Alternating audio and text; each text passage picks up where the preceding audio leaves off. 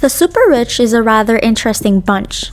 You might say they are willing to do anything for their money, and avoiding taxation seems like an accepted way of life nowadays. Some of them find innovative methods to avoid paying taxes. Still, billionaires understand how to make their money work for them in various ways. Hi there, welcome to the Wealth Monopoly. In this video, we will be talking about how billionaires keep their money without paying any taxes. You might think, hey, that's not fair, I have to pay my share. But don't worry, stay tuned in this video and let us reveal these secrets. Last year, ProPublica, a non-profit news organization that investigates public corruption and other issues of social consequence, obtained a cache of IRS records containing tax data on America's wealthiest people. Dozens of journalists and financial accountants were able to figure out how billionaires avoid paying taxes at a higher rate than most regular workers. Some people were very good at crunching numbers, so they did not have to pay any income tax. Some wealthy people used accountants to make them look like low or middle income workers so that they could get a stimulus payment. ProPublica has published a list of 10 loopholes in the IRS that are outrageous and unfair. Most of these loopholes are too expensive for regular people, but a few are not. Of the 10 tax code issues that ProPublica has exposed, 5 are genuine concerns that the system should fix. 3 are good business practices that everyone should follow, and 2 are filler to reach 10. Now, it's time to learn how money works. You'll incur a capital gain tax when you sell something for a profit. You will pay a capital gains tax when you make a profit selling a share for $10 and sell it for $100. Since most of their money comes from their investments rather than their regular employment, rich individuals are concerned about capital gains taxes. 1. Capital gains taxes are applied every year. These include regular income, state taxes, and inheritance taxes. For example, Jeff Bezos only gets an annual salary of $80,000 from Amazon. However, his assets will grow by the second. This is because most billionaires' wealth comes from the appreciation of their assets' value. However, the problem comes in if they need immediate cash. The easiest way to obtain these funds is to sell some of their assets. This is especially simple when the firm's shares are readily tradable, such as those of a corporation listed on the stock market.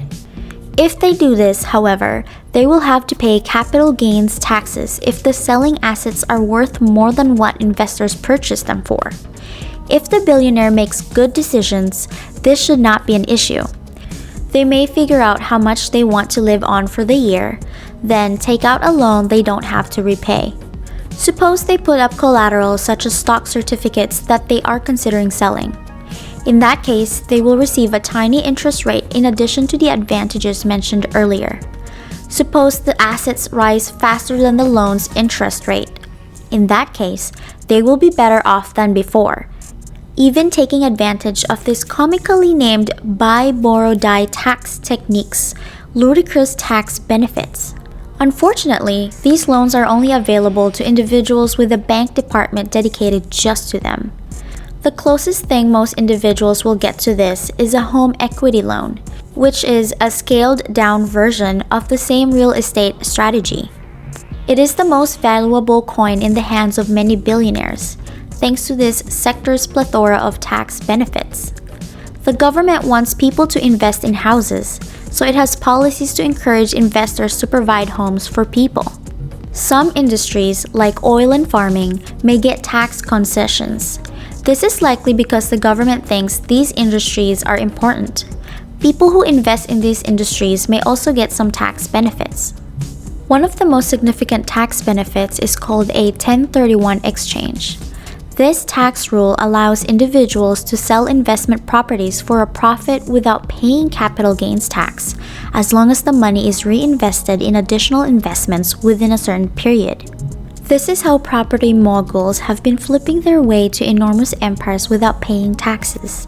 They also subtract their buildings' depreciation from their rental income.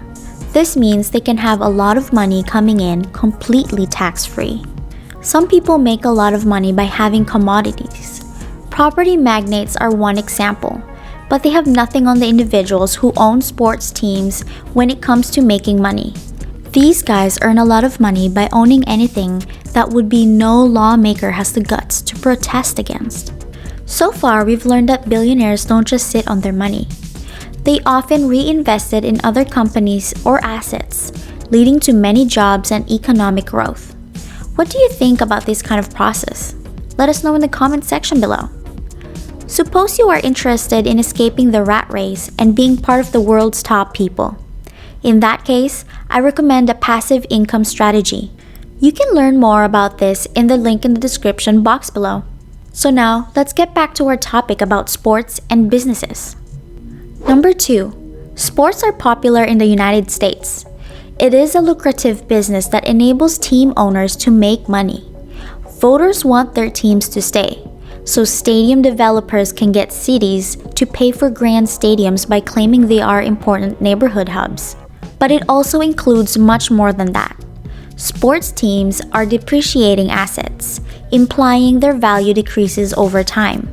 Even if they generate a lot of money and appreciate, their overall worth declines. A league owner can deduct some of the money they paid to purchase the club in later years. This is in addition to all the other benefits resulting from the transaction. Players' contracts are also frequently structured to be considered part of the equipment, much like a vehicle or a fax machine. This means that the players can also be seen as assets that decrease in value over time. This sometimes implies that sports team owners may claim depreciation on their investment twice. Number 3. One of the smartest things a billionaire can do to avoid paying taxes is to die. That's because in the United States, there are inheritance taxes. For example, if someone leaves assets to their spouse, they don't have to pay any inheritance tax. This is a fantastic policy since it assists people who must sell their homes after the death of their spouse. The IRS has discovered that some billionaires go too far with a stepped-up basis regulation. This allows for enhanced capital gains treatment. When someone dies and transfers assets to someone else, the capital gains on the investments are taken into account. For example, let's say a billionaire made his money by investing in Apple in the early 1980s. If they sold their holdings today, they'd have to pay taxes on nearly all of the shares' value because it has increased so much. If a person dies, their Apple shares can be left to their spouse or descendants. If the heirs sell the stock right away, they will not have to pay capital gains taxes. This will save them millions of dollars. On the other hand, some billionaires are still dissatisfied with this arrangement. In the early 2000s, a billionaire inherited an oil firm from her deceased spouse. She then went against the grain by claiming that the company was valued significantly more than it was. In part, the IRS agreed to the value of a private company because it isn't listed on a public market. This is because the business isn't publicly traded. Once the IRS acknowledged that the firm was worth $1.6 billion, finding out what it was worth became difficult. She sold it for $1.2 billion after capital gains were calculated based on the $1.6 billion figure her accountant supplied to the IRS, since she knew how valuable the collection was. This person's firm's losses looked like a $400 million liability. This meant she didn't pay taxes and made it tough to finance new initiatives. It also allowed her to utilize this manufactured loss to cancel her income from her other assets in the following years. Keeping track of the tax codes may be a difficult task. Even if you put your all into it, some of the rules might be intended for people who are richer than you. There's a chance that a loophole will allow you to avoid paying taxes or claiming a low wage to qualify for government assistance even if you're not wealthy. Billionaires usually spend their money to lobby the government to pass new tax laws.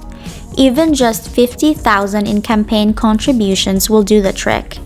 It is a good investment for them. If it helps them save millions of dollars, one common thread among all these tax loopholes is that they utilize systems that were intended to do good. We love sports and enjoy how they bring happiness to our communities. However, we should build more houses by encouraging people to invest.